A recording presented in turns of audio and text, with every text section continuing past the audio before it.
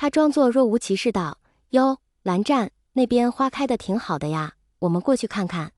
蓝湛沉静的眸定定地盯了他一瞬，本来就有点心虚的魏婴觉得仿佛自己整个人都被看穿了，然而下一秒他就看见蓝湛对他轻轻颔首。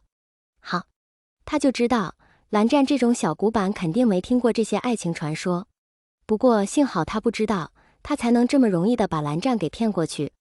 魏婴于是故作轻松地往那边走，蓝湛跟在他身后，看了看不远处的有情签，又看了看魏婴身侧修长白皙的手。蓝湛向着前方徐徐伸出手，似乎要去抓那正不老实的前后摇摆一派轻松情态的手，却甫一伸出便就制住了。魏婴走得离他远了些，大抵是没想过蓝湛会愣在原地不跟上来。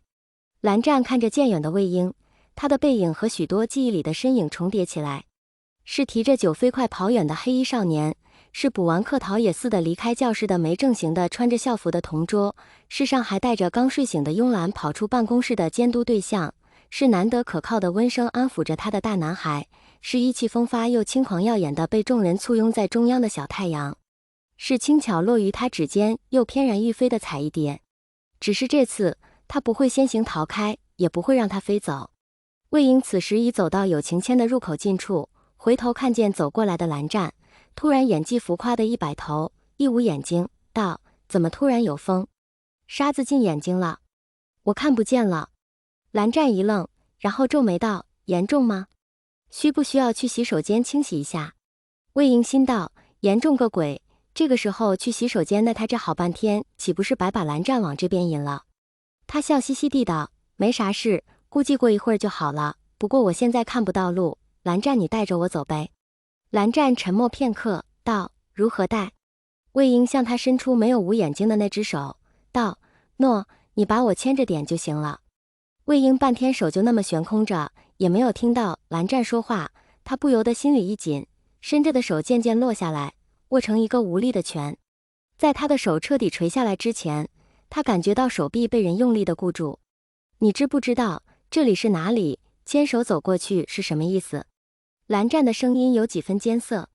魏婴从刚才蓝湛的沉寂便看出了蓝湛并非如他猜测的那样对此一无所知，他微弯嘴角，努力让自己露出一个勉强能看的笑，之前做事挡住眼睛的另一边手也放了下来，那双平素好看又明亮的眼睛此时有些暗淡，他没有看蓝湛，低头看着自己被抓住的手臂。我知道啊，我怎么不知道？你既然知道，那你这是何意？又像是以前一样无所谓的撩拨吗？又像是以前一样单纯想逗他好玩吗？他分明是想要握住他的手的，但却绝不愿意是在那样轻佻的语气和玩闹般的情景下。那我还为什么这样做？你看不出来吗，蓝湛？魏婴也不知道这个时候是该气还是该好笑还是该难过，他撑着张无甚温度的笑脸反问蓝湛。蓝湛宛如一个沙漠里忽然看见绿洲的濒死旅人，不知内心跳跃着的狂喜是真是假，却仍抑制不住那亮亮的希望，而伸手小心翼翼去试探。他迟疑道：你是说魏婴这回是真气笑了？他道：蓝儿你聪明了一辈子，全傻在这里了。我他妈喜欢你，你看不出来？蓝湛扣在魏婴小臂上的手纹严抓得更用力了几分，他尽量平静，却仍止不住声音的颤抖道：你心悦我。魏婴索性破罐子破摔，利落应道：是啊。不是玩闹？不是。不是撩拨？蓝湛的声音抖得更厉害了。不是。语气坚决。蓝湛突然一把紧紧地抱住魏婴，在离他咫尺的地方轻声缓慢，声音颤抖却无比坚定地道：我也是。我心悦你，魏婴。耳边传来的声音是颤抖却温柔的，怀抱的身体也是颤抖而温暖的。直到这个时候，魏婴才真切地体会到蓝湛有多么害怕他刚才所说的一切都只是他又一次的意识兴起。刚才那点气恼和难过早被一丝丝涌上来的喜悦冲淡了大半，此时魏婴环抱着蓝湛，心里已完整的软成了一潭春水。他用力回抱住蓝湛，温声重复刚才蓝湛的问话：不是玩闹，不是撩拨，不是拿你寻开心。蓝湛，我喜欢你，我是认真的，非常非常认真。想要天天都和你说话，天天都能见到你的那种喜欢，天天陪你一起撸猫也很好，还想天天和你一起吃饭，一起睡觉，你特别好，我喜欢你。不知道是不是有一滴温热的液体滑到脖颈处，魏婴只听见耳边传来滴滴的一声，我也是。不知道是谁先牵起谁的手，走进花团锦簇的小道。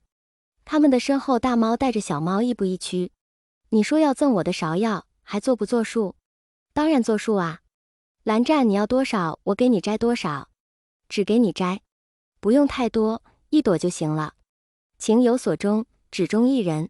何其有幸，他所钟情之人，所钟亦为他。再看见蓝湛抿了一口酒，然后用手支招额头，闭上眼睛，任他怎么喊都没回应后，魏婴突然开始后悔自己非哄着蓝湛喝酒这件事了。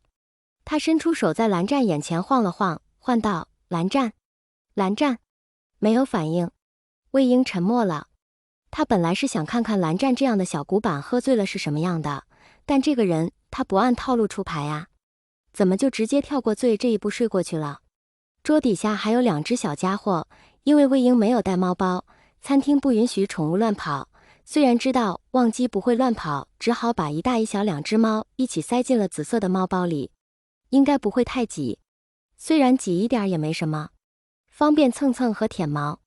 10分钟前，魏婴把酒盏推到对面的蓝湛面前，托腮道：蓝湛，你喝不喝酒？蓝湛摇头道：禁酒。不在你家也要禁酒啊？又不是在你们蓝家，还守什么规矩？魏婴惊叫道：蓝湛，蓝二少爷，你喝不喝呀？魏婴手里把玩着另一只酒盏，笑眼弯弯地看着蓝湛。蓝湛不答话，默不作声地端起面前的小杯盏，抿了一口，下一秒就睡了过去。魏婴还以为蓝湛就这么睡过去了，一边啧啧道蓝湛这真是一杯道，一边蠢蠢欲动地掏出手机，靠近了蓝湛，想拍张独家睡颜做手机锁屏。还没等他按下快门，一只手突然伸过来，握住他的手臂。魏婴吓了一跳，差点把手机掉下去。蓝湛，你醒了？蓝湛却不接话，只是定定地看着他。毕竟刚才是想偷拍人家来着，魏婴被这么盯了半天，心里有点发虚，笑道：你盯着我干嘛？我不拍了，不拍了，行了吧？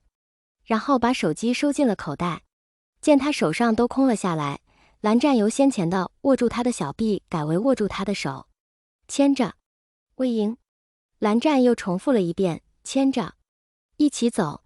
这会儿魏婴才明白，蓝湛说的还是刚才在友情牵的事。